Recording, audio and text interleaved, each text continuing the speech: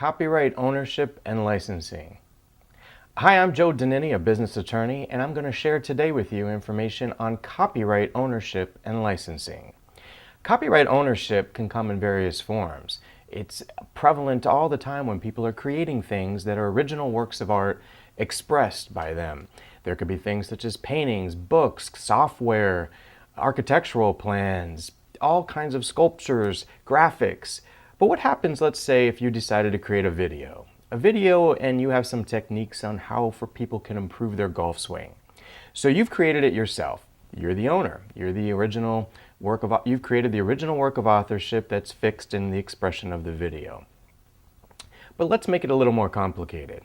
Let's say you have a friend and both of you are collaborating on it, and you're not sure whose efforts have really evolved to create whose percentage or whose share of ownership.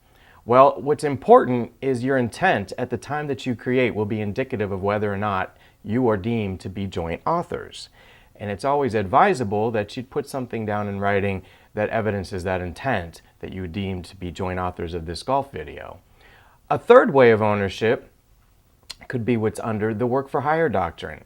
Sometimes if it's a video that's being created for somebody else, they may want to own it, so your natural rights of owning it by creating it can be transferred to them if the work for hire doctrine is applicable. And in order for it to be applicable, we have to have either a specially commissioned writing that would fall into one of 9 categories, and this is all set forth in the copyright statute. Here, the audio-visual work that we'd be creating with the golf video would arguably be one of those categories, so we could, in fact, have a work for hire be accomplished. Another way to get a work for hire is through the employment relationship.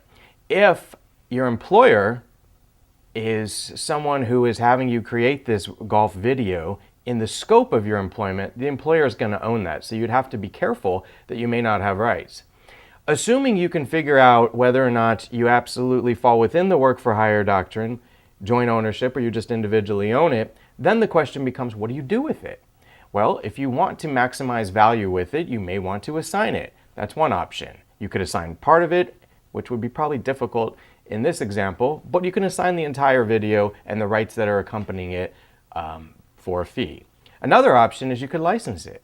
That means you're just giving away the right to use the video for a certain price and a certain term, or for a certain type of venue or media that you want the video to be portrayed.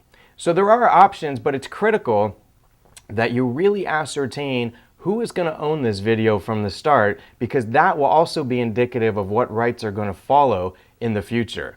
By doing so, you'll be able to make sure that you maximize the value of your copyright in the way that you want. I'm Joe Danini, and thanks for listening.